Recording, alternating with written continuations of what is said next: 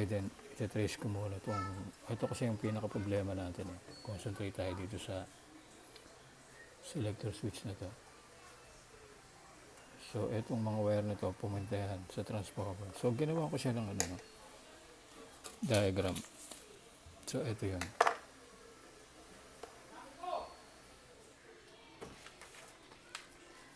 So hello.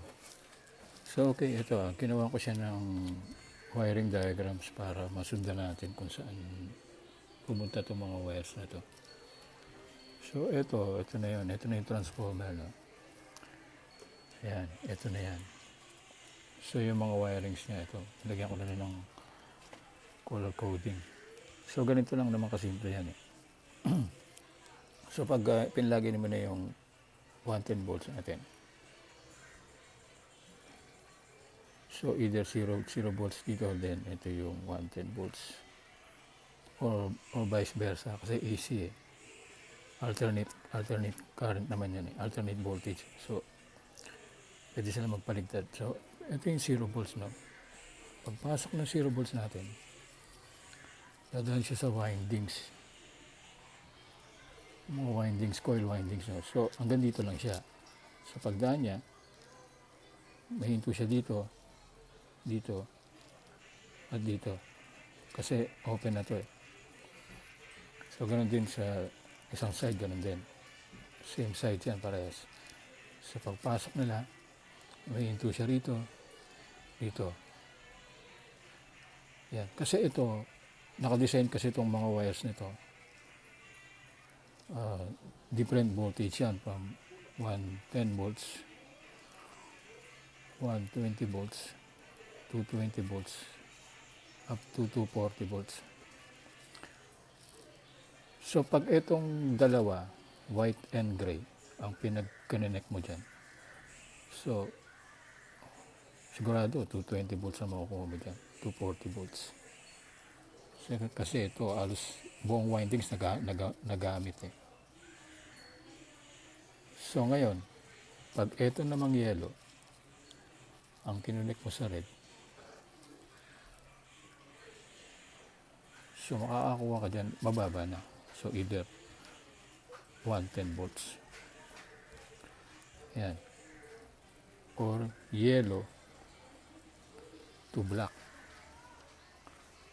So malamang yung makuha mo sa yellow to black 110.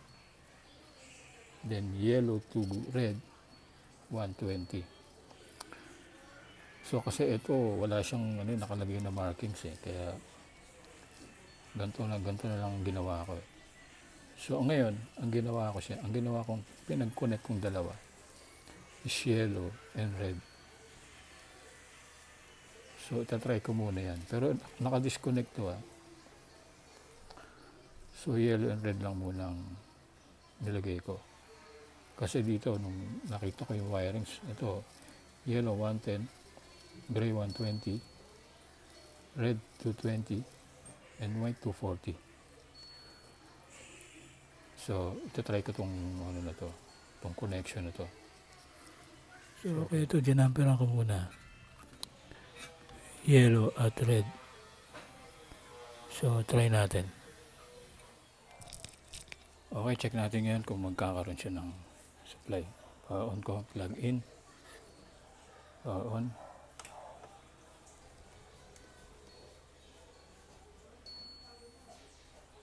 Yan, so AC, meron na siyang AC ngayon. So nagkaroon na ng voltage, 15 volts AC. So DC check.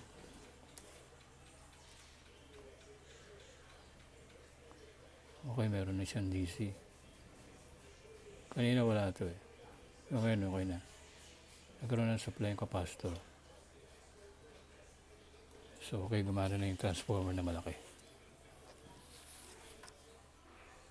Okay, ngayon check naman natin yung front niya, no? Kung magkakaroon na ng ilaw itong mga button na to. Pag pinrest mo, dapat magkakailaw na yan. Kasi may supply na tayo sa circuit natin eh. Yung power amp eh. Kasi kasama to eh. So plug in natin. Okay, then switch on. Ayun, so may ilaw na. Papansin nyo, may ilaw na siya. Ayan, dapat ganito yan. So kanina wala kasi yan. So dapat ito, tutunog na siya. So lalagyan natin ang input, either tuner or CD. Kasi nagpa-function na yan. Okay. So okay, ito, nag-connect na ako ng speaker. No? Yan, dalawa. Left and right. Para matest natin kung may audio out. Kung tutunog siya. Then, kanina ko muna itong tuner. Yan.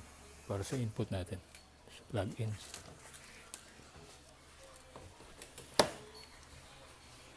Switch on.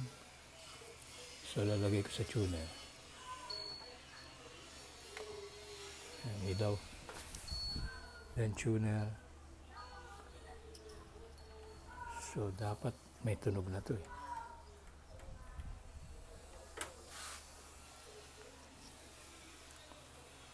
Volume.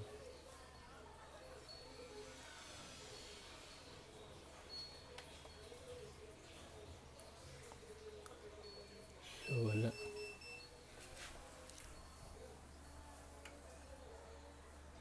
So, 94.7. 94.8.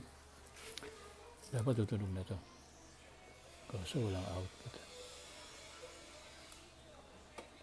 Ayaw.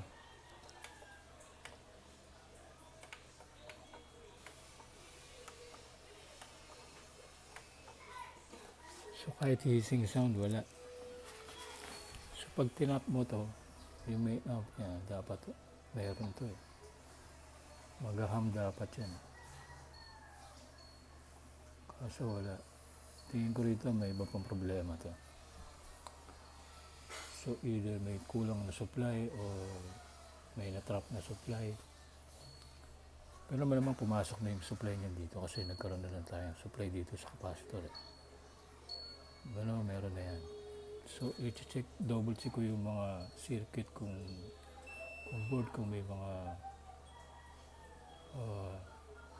lagay resistance sa mga resistor or capacitor. So wala talaga eh. Dapat meron to eh. Usually pag tinatap mo itong power up, magkakaroon ng ano yan eh. Ng humming sound dyan. So wala. Okay, check ulit tayo. So okay. Ito yung ano no, yung board no. Yung main board ng power amp. So IC siya, IC type. Siguro STK ito eh. So habang chinecheck ko siya kanina, habang tinetesting ko kanina, napansin ko, hindi nag-click tong relay eh. Kasi dapat mag-click tong relay para magkaroon siya ng audio output. So parang hindi siya nag-click kanina eh. So malamang to may problema to. Kasi pag hindi nag-click to, walang supply yung coil niya. Either may short circuit or ganon yung problema. So habang tinitrace ko to, napansin ko merong ano dito eh. Merong siram ano. So nakita ko to. Ito yung nakita ko eh. Ito, putol yung resistor. No? Parang kinalawang to eh. Ayan o. Tsaka itong capacitor, naputol na yung paa.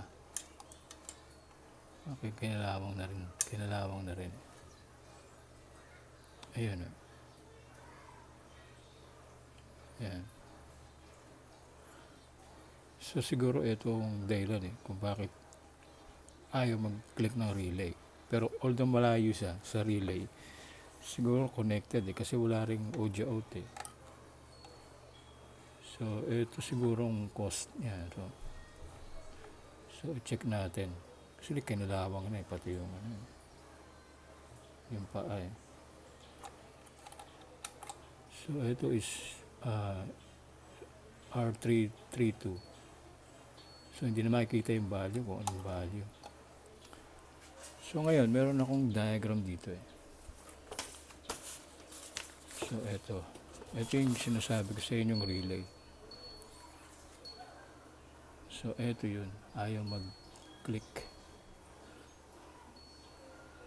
Yan. So ito kailangan ko i-trace din ito mamaya. Tapos ito namang ito yung resistor na naputol.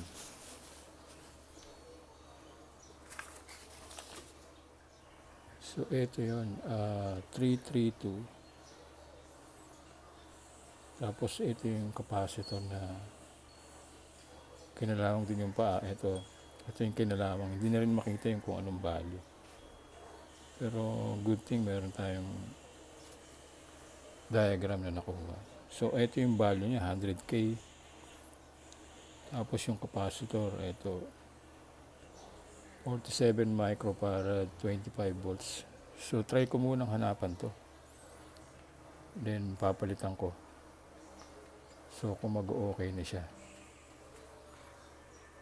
So guys, hanggang dito na lang muna ang troubleshooting natin. I-update ko kayo. So i-continue natin to next time pag nakakuha na ako ng mga resistor tsaka capacitor. So okay guys, thanks for watching. Have a good day. Thanks and bye-bye.